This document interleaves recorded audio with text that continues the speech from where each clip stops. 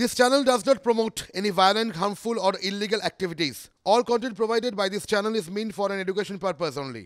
কুণাল সুদীপ বিতর্কে বিস্ফোরক দাবি দিলীপ ঘোষের। কোর্ট বলেছে হবেই, সবাইকে ভিতরে যেতে হবে। ভোট লড়ার আগে অনেকে ভিতরে চলে যাবেন দাবি করছেন বিজেপি সাংসদ। কন্ট্রোভার্সি করেন বলে তো উনি মিডিয়াতে আছেন, আপনাদের সুবিধা।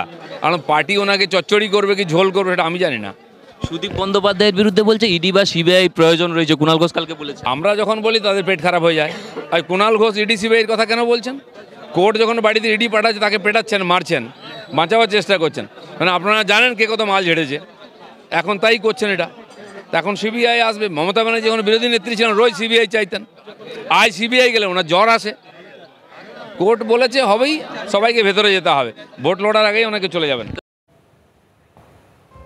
এদিকে কুণাল সুদীপদের নামই শুনতে চাইছেন না বিজেপি নেত্রী অগ্নিমিত্রা পাল। কি বলছেন তিনি শুনুন। তাদের নিজস্ব কার বিরুদ্ধে কি ক্ষোভ আছে সেটা নিয়ে আমি কেন উত্তর দেব? আর আপনি এমন একটা লোকের নাম করলেন যে আমাকে একটি লাইভ চ্যানেলে বলে নির্লজ্জ বেহায়া। আপনি কার নাম করছেন? দিনটাই খারাপ করলেন, একদম দিনটা খারাপ করলেন। আমার সারা দিনটা আজকে খারাপ যাবে। ওর নাম করবেন না ওগুলো। আর এই বিতর্কের আবহেই টালিগঞ্জের দলের কর্মী সভায় বিদ্রোহী কুণাল ঘোষ। তার দাবি ক্ষোভ বিক্ষোভ থাকতেই পারে, কিন্তু কুণাল ঘোষ বেঈমান নয়। কর্মী সভায় ড্যামেজ কন্ট্রোলের চেষ্টায় কুণাল ঘোষ। এত বড় দল, এত বড় পরিবার, কোথাও যদি কোনো ইস্যু থাকে, আমাকেও যদি কখনো টিভিতে বা কাগজে কিছুতে দেখেন, ধরে নেবেন বাড়িতে থালা বাসন থাকলে ঠুকঠাক আওয়াজ হয়, পরিবার একটাই তৃণমূল কংগ্রেস।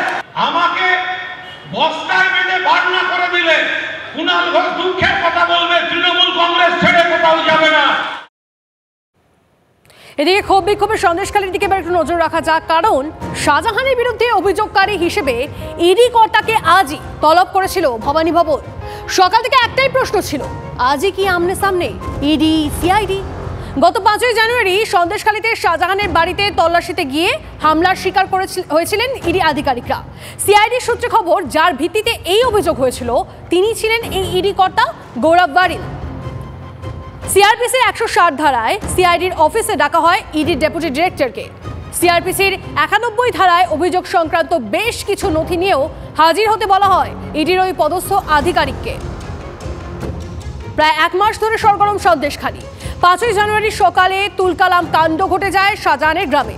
অভিযোগ ওঠে শেখ শাহজাহান দলবল জুটিয়ে হামলা করায় কেন্দ্রীয় গোয়েন্দা আধিকারিকদের উপর। ভাঙচুর করা হয় গাড়ি, কাঁচ, মাথা ফাটে অফিসারদের। হাসপাতালে ভর্তি থাকতে হয় তাদের, এমনকি আহত হন নিরাপত্তা রক্ষীরাও। যার ভিত্তিতে এই অভিযোগ হয়েছিল তিনি ছিলেন ইডি কর্তা গৌরব বারিল।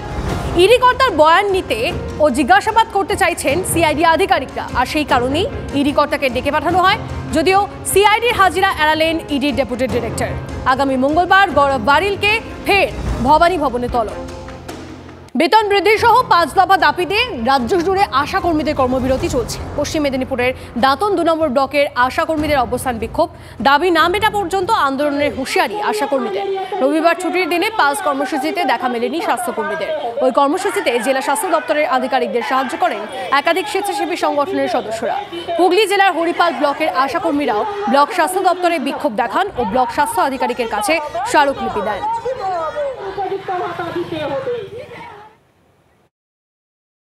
আমরা আশা কর্মীরা দীর্ঘদিন 4,500 টাকার বিনিময়ে দিন রাত 24 ঘন্টা কাজ করে যাচ্ছি, কিন্তু এই 4,500 টাকায় মানুষের নুন ভাতও হয় না। কিন্তু আমরা আশা করেছিলাম যে সামনে লোকসভা ভোট, কেন্দ্র বাজেট এবং রাজ্য বাজেট হবে, সেখানে আশা কর্মীদের কিছু আশা আলো দেখতে পাবে আশা কর্মীরা, কিন্তু আজকে দেখলাম যে আশা কর্মীরা সেখান থেকে বঞ্চিত। যার ফলে আমাদের আজকে 1 মার্চ থেকে আমরা কর্মবিরতি করতে বাধ্য হয়েছি।